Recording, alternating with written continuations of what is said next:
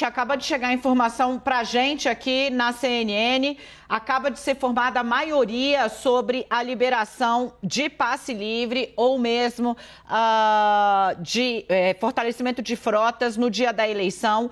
A decisão do ministro Luiz Roberto Barroso teve 6 votos a 0 a favor, está, portanto, confirmada pela maioria do Supremo Tribunal Federal a gratuidade, o oferecimento de gratuidade de transporte público no segundo turno. A favor da gratuidade, o próprio ministro Luiz Roberto Barroso, que havia decidido sobre o tema, Luiz Edson Fachin, Carmen Lúcia, Dias Toffoli, Luiz Fux e Ricardo Lewandowski, que selou a maioria. Faltam ainda os ministros indicados pelo presidente Jair Bolsonaro. É uma sinalização do Supremo, uma decisão que foi bastante ansiada, né? Porque tem a ver diretamente com a abstenção. A gente vai falar disso daqui a pouco. Eu quero só voltar rapidinho aqui para uma análise em 30 segundinhos de cada um dos meninos, o valor dessa maioria formada, confirmada a decisão do ministro Luiz Roberto Barroso pela maioria do Supremo Tribunal Federal. Aqui a gente sempre corre rapidinho para poder chegar com a notícia quente para você. Yuri, começo com você. Antes, deixa eu dar o crédito ao nosso super Gabriel Irabaase, que estava monitorando o julgamento. Com você, querido.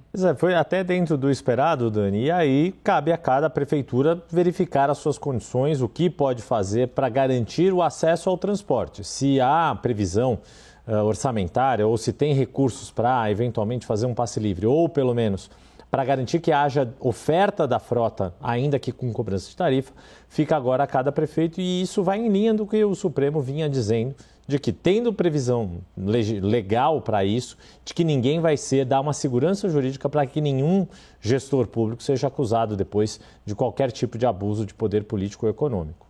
Eu quero ouvir Leandro Rezende sobre esse xadrez que está sendo montado, né? Prefeitos que não apoiam Lula, dizendo que não vai ter, prefeitos que apoiam, dizendo que vai ter. E nesse caso a gente abriu o 360, daqui a pouco vamos falar sobre isso, né? O Eduardo Paes confirmando, que apoia o Lula, confirmando que vai manter a liberação dos ônibus e dos BRTs aqui no Rio de Janeiro. Agora o Supremo liberando, né? Apoiando essa liberação do passe livre, depende de cada prefeitura. E aí os partidos têm as suas contas, né? Por exemplo, o PL, Partido do Presidente, prefere uma abstenção maior na região Nordeste, porque é uma região que eles sabem, graças às famigeradas pesquisas, que dá mais votos para o ex-presidente Lula, e tem uma tendência ali do Lula também de crescimento, né? Já a campanha ali do ex-presidente precisa que, por exemplo, nas capitais, mesmo de grandes centros, né, a abstenção seja menor, pois vê ali essa possibilidade de eventualmente perder em São Paulo, mas ter ali uma maioria, mais uma vez, perder no Rio de Janeiro, na capital, no estado, mas ter uma presença importante na capital. Enfim, são contas aí que as campanhas fazem agora na mão dos prefeitos, a ver se os 11 prefeitos de capitais que liberaram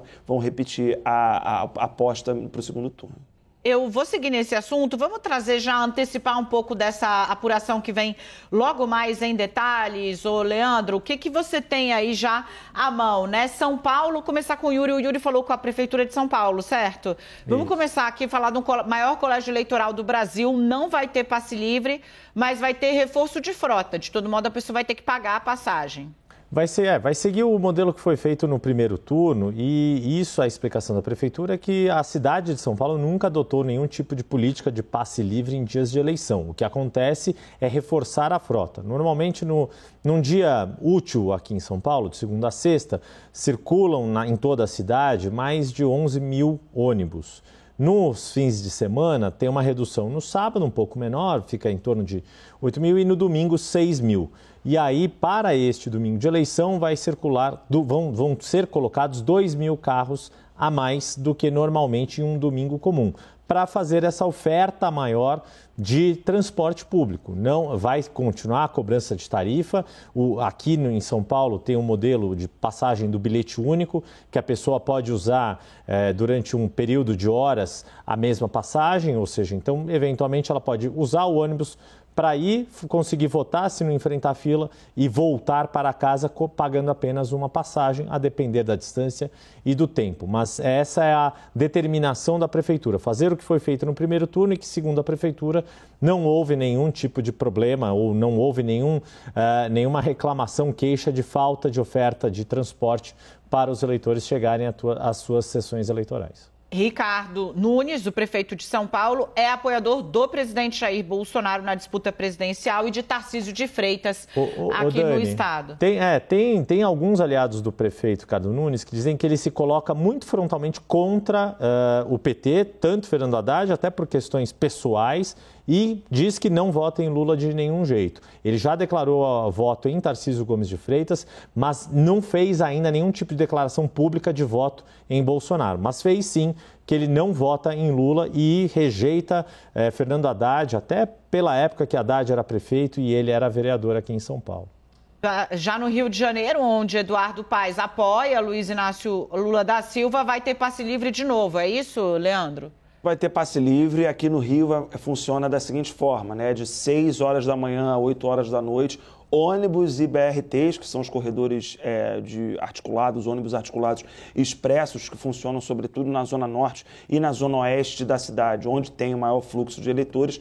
Tudo isso liberado entre 6 horas da manhã e 8 horas da noite do dia 30 de outubro. Né? Eduardo Paes está super engajado na campanha do Lula, vai para a rua amanhã com ele na Zona Oeste. Eles têm uma agenda em Santa Cruz, em Padre Miguel, que são lugares importantes da Zona Oeste da capital. Eduardo Paes, inclusive, me fez ali uma leitura de que no Rio de Janeiro é difícil de virar o jogo, mas é possível de encurtar a distância para Jair Bolsonaro. Lembrando, Bolsonaro colocou quase 1 milhão de votos na frente do Lula no primeiro turno aqui no estado do Rio. Dani, e aí eu tenho uns dados aqui, o Pedro Guimarães, nosso produtor aqui do Rio de Janeiro, da CNN, ele fez um levantamento que eu pedi para ele me ajudar a fazer. O cara rapidinho fez aqui uma tabelinha, mandei aí no nosso grupo, né? Tem um PDFzinho ali que dá para a gente ter uma noção, porque a questão da abstenção e do passe livre, elas estão aí na ordem do dia dessa semana, né, da eleição.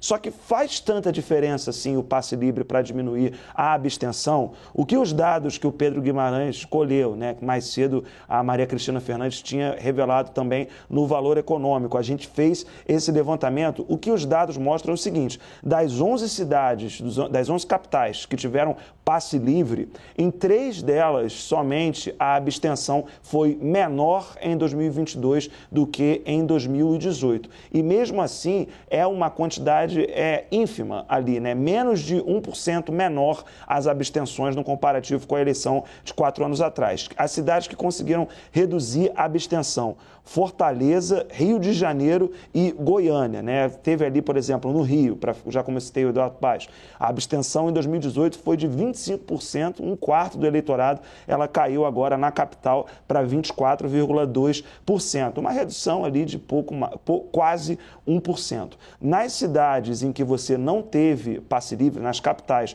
em que você não teve passe livre, há registros em algumas capitais de que houve diminuição da abstenção de 2018 para 2022. Para citar 2 exemplos, Palmas teve uma redução na abstenção, Aracaju também, capital do Sergipe, teve essa redução, Brasília teve essa redução e a maior, se não estou enganado, a maior redução foi em Cuiabá, né, que não teve passe livre, mas teve uma abstenção de 19% e caiu para 16% agora em 2022, inclusive uma abstenção menor do que no restante do país. Então, é uma questão, claro, que se coloca para as campanhas, mas que os dados objetivamente levantados pelo Pedro Guimarães lá no sistema do TSE mostram que coisa, como sempre, né, tudo pode ser mais complicado do que realmente parece. Do que parece. Obrigado, meninos.